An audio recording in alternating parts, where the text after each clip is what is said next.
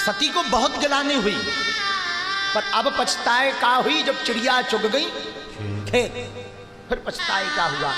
और बाबा देखो, मौन होकर चुप बैठ जाओ और अपने मूल रूप में आ जाओ। शिव का मूल रूप है समाधि। बाबा समाधि में पहुंचे। रामायण में गोस्वामी जी की पंक्ति थिरकते हुए बोले, बीते संबत सहस 87,000 वर्ष तक महादेव समाधि में बैठे रहे। 87,000 वर्ष तक सती आत्मग्लानि से भरी रही, पल पल रोती रही।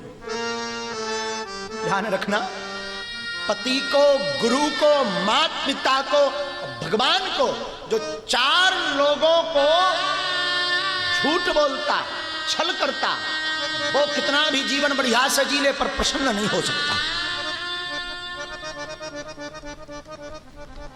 आत्मग्लानि से रोती रही। भगवान 87 वर्ष बाद समाधि से जागे। तजी समाधि शंभु अविनाशी। महादेव समाधि तज करके राम नाम शिव सुमिरन लागे, जानियो सती जगत पति जागे। महादेव बाबा राम कहकर उठे, सती जानी जगतपति जाग गए। सती जगतपति जाग वंदन किया, प्रणाम किया सती ने। आज महादेव ने बगल में नहीं बैठाया, सन्मुख आसन दिया, सामने बैठो, सामने बैठाया। कथा कहने लगे महादेव। उसी समय ब्रह्मा जी ने अपने पुत्र दक्ष को प्रजापति घोषित किया। अब प्रजापति जैसे ही घोषित किया, प्रजा का नायक बनाया, दक्ष अधिकार पाकर के सम्मान समारोह रखता, उसमें सब देवताएं आते, सब आए, लेकिन महादेव भी पहुंचे, श्री हरि विष्णु भी, ब्रह्मा जी भी। कथाक्रम उसी प्रकार है। दक्ष देरी से आता है, सब खड़े होकर के सम्मान करते, परंतु महादेव नहीं उठे, ब्रह्मा जी भी नहीं उठे, श्री हरि विष्णु भी नहीं उठे, क्योंकि शिव तो अजन्मा है। दक्ष ने देखा सब प्रणाम वंदन कर रहे, बस एक ये प्रणाम नहीं कर रहे। आदत तो होती है लोगों की, 10 लोग प्रणाम कर ले, एक छूट जाए तो उसी की तरफ निगाह ज्यादा जाती है, क्यों नहीं प्रणाम कर रहा। बार बार देखा, अब बैठते ही भाषण शुरू कर दिए दक्ष ने। सुनो, सभ्य समाज में अगर एक भी असभ्य व्यक्ति आ जाता है तो सभा का रूप बिगड़ जाता है। सब देवता एक तरफ देखने लगे, कौन असभ्य है। उंगली करके दक्ष बोले, ये महादेव शिव तुम्हें नंगा दिखाई नहीं पड़ता, ना बैठने का ढंग ना उठने का ढंग, भूत प्रेतों के साथ रहता, आदत भी भूत प्रेतों जैसी बन गई। बहुत अपशब्द कहे, श्राप भी लगा, नंदी ने श्राप भी दिया, बक बक बक बक कर रहा, जा बकरे का मुंह लग जाए। यहां से भृगु जी ने भी नंदी के गणों को श्राप दिया, जाओ तुम सब पाखंडी हो जाओ। महादेव तो शांत हैं, शिव सहज हैं, नाम भोला है तो सहज रूप भी। मुस्कुराते हुए वापस आ गए बाबा, और जैसे ही वापस आए, साधु कहते हैं, एक बार प्रजापति दक्ष ने यज्ञ की, सबको बुलाया, पर ब्रह्मा विष्णु महेश को आमंत्रण नहीं दिया। धर्म में आमंत्रण की आवश्यकता नहीं है, पर जो धर्म आपके मान की अवहेलना करने हेतु किया जाए, उसमें बिन बुलाए नहीं जाना चाहिए। धर्म में आमंत्रण की, यहां प्रश्न उठता है, यज्ञ और कथाओं में आमंत्रण की क्या आवश्यकता? तो सुंदर सा जवाब किसी ने दिया, धर्म में आमंत्रण की आवश्यकता नहीं, परंतु अगर तुम्हारे अपमान के लिए की जाए तो जाना भी नहीं चाहिए। बाबा कहते आगे, शब देवता पहुंचे पर ब्रह्मा विष्णु महेश नहीं पहुंचे। महादेव, अच्छा देवता भी बड़े विचित्र, देवताओं को पता है कि शिव जी को आमंत्रण नहीं दिया, फिर भी अपना विमान कैलाश पर्वत से ही लिए जा रहे हैं। शॉर्टकट पकड़ लेते, क्या गड़बड़ हुई जाता, पर नहीं मान रहे, अब करे का हो भैया। सती ने पूछा क्या हो रहा, महादेव ने पूरी बात कही। तो सती ने कहा पिता इतनी बड़ी यज्ञ कर रहे हैं, हमें जाना चाहिए।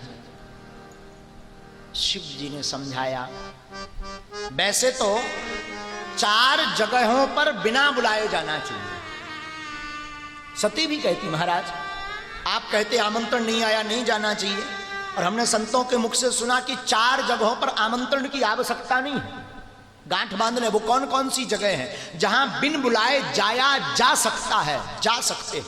पहला पिता का घर, आमंत्रण की आवश्यकता नहीं। दूजा गुरु जी के घर, आमंत्रण की आवश्यकता नहीं। तीजा स्वामी के घर, आमंत्रण की आवश्यकता नहीं। चौथा मित्र के घर, आमंत्रण की आवश्यकता नहीं। इन 4 जगहों पर बिन बुलाए जाओ, बाकी जगह आमंत्रण के बाद अपने व्यवहारिक जगत अनुसार जी कर चलो। शिव जी ने खूब समझाया, भांति अनेक शंभु समझावा, भाभी वसना ज्ञान और आवा। पर भगवान की प्रबलता के कारण सती को समझ नहीं आया। महाराज हम तो जावेंगे, अंत तो गत्ता, शिव परित्याग तो कर ही चुके थे। वो महादेव को पता भी था कि अब सती हमारे पास लौट कर नहीं आएंगी। तो साथ सम्मान सहित गणों के साथ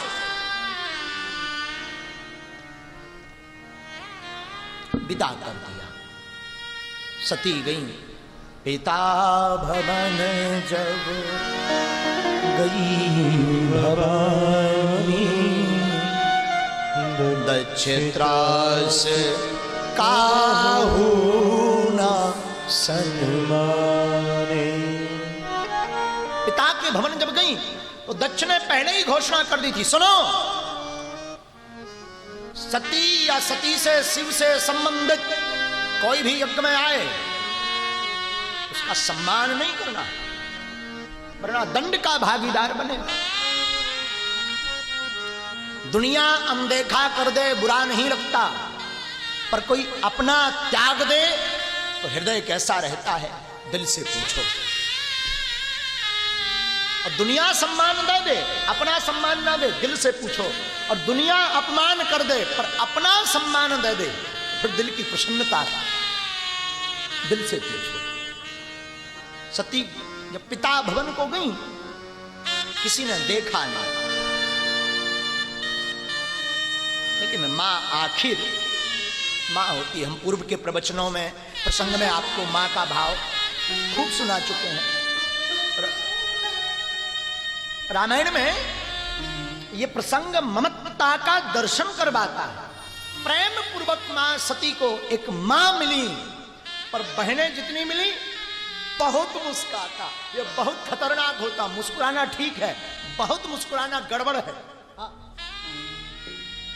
रामायण में 2 जगह बहुत मुस्कुराना है और 2 ही जगह गड़बड़ है। इधर बहुत मुस्कुरा रही सती जी की बहनें, सती प्राण त्यागती, उधर सूपनखा भी बहुत मुस्कुराई, नाक कान कटवाई भैया। बहुत मुस्कुराना गड़बड़ है। मुस्कुराना सुंदर है, मुस्कुराओ। मुस्कुराना क्यों जरूरी है? पहले के जमाने में जब कैमरा चला करता था तो कैमरे वाले को सीखना पड़ता था। कैमरा लेकर आएगा, आप सज धज करके पटिया पार के पाउडर बाउडर लगा करके खड़े हुई जाओ, पर्दा बांध लो। अब 3 जगह से टेढ़ होकर के कहीं प्लीज स्माइल भी और खिचक कर देता था, आप मुस्कुराइए, वो बोलता था ऐसे, आप तुरंत मुस्कुरा देते थे। फिर होता क्या था, फोटोवा बढ़िया आता था। हमार फोटोवा अच्छा आइस भैया, खुश हो जाते थे। जब एक बार मुस्कुराने से चित्र अच्छा आ सकता है, हर पल मुस्कुराते रहो, जीवन का चरित्र भी अच्छा मुस्कुराते रहो। लेकिन यहां गड़बड़ है, भगनी मिली, बहुत मुस्कुराता, बहुत मुस्कुराते हुए भगनी मिली। मुंह टेढ़ा किया। मां सती अपनी मां से कहती हम यज्ञशाला की परिक्रमा कर लें। मां कहती ठीक है। और मायके में कोई भी पत्नी के मुंह पर पति की बुराई करे तो बड़ा बुरा लगता है और लगना भी चाहिए। पत्नी का धर्म है जहां पति का सम्मान हो वहीं पत्नी का सम्मान, और जहां पति का अपमान वहीं पत्नी का अपमान। यह गृहस्थ धर्म की नीति है। दक्ष ने कुछ नहीं पूछा। यज्ञशाला में कतहु न दीक शंभु कर भागा, कहीं अपने महादेव का स्थान नहीं देखा। आवेश में भर पड़ी मां सती। सुनहु सभासद सकल मुनिंदा, कही सुनी जिन शंकर निंदा। आवेश में मां सती भर गई और आवेश में आकर के मां सती बोली सुनो, जिन्होंने भी हमारे महादेव की निंदा कही है या सुनी है, सो फल तुरत लहब सब काहू, भली भांति पछतावो जाओ। जिन्होंने कहा वो सब फल लेंगे, बाद में बहुत पछताएंगे। और मां सती महादेव का स्मरण करते करते मां सती को आवेश आ गया। आवेश आया और जैसे आवेश मां सती को आया, हाथ फड़फड़ा गए, लाल नेत्र हो गए मां सती। आवेश के मारे रहा नहीं गया। चिल्ला चिल्ला करके पिता को समझाया। हमारे पिता ना होते तो मैं कहती हमारे अंदर तुम्हारा खून है और शिवद्रोही का खून हमारे अंदर हो, मैं जीवित नहीं रह सकती। शिव अजन्मा है, हमारे महादेव ब्रह्मांड नायक है। उनका द्रोह कर करके तुमने बहुत बड़ा पाप किया पिताजी, बख्श। मां सती मारे आवेश के रो पड़ी, हाथ कांप गए, लाल नेत्र हो गए, शरीर कंपन करने लगा, देवता ठहर गए, सब सहम गए। मां सती ने शरीर में ही क्रोधाग्नि प्रकट करके अपने प्राणों की आहुति जल गई। संतों ने अनेक प्रश्न यहां खड़े किए। मां सती अग्नि में ही क्यों जली? एक संत ने बड़ा सुंदर उत्तर दिया यहां पर। बोले मां सती ने इसीलिए क्रोधाग्नि में प्राण त्यागे क्योंकि सती ने जो त्रुटि की वो जानकी जी से की थी, राम जी से या महादेव से नहीं, जानकी जी से। क्योंकि रूप जानकी जी का बनाया था, तो जानकी जी से माफी मांगने के लिए मां सती अग्नि में जली। तो जानकी जी रहती कहां है? तुम पावक मह करो निवास। राम जी खुद कह गए तुम अग्नि में वास करो। तो अग्नि में इसलिए जानकी जी ने सती ने प्राण त्यागे ताकि जानकी जी से जाकर के माफी मांग ले, इसलिए क्रोधाग्नि जला करके मां सती ने प्राण त्यागे।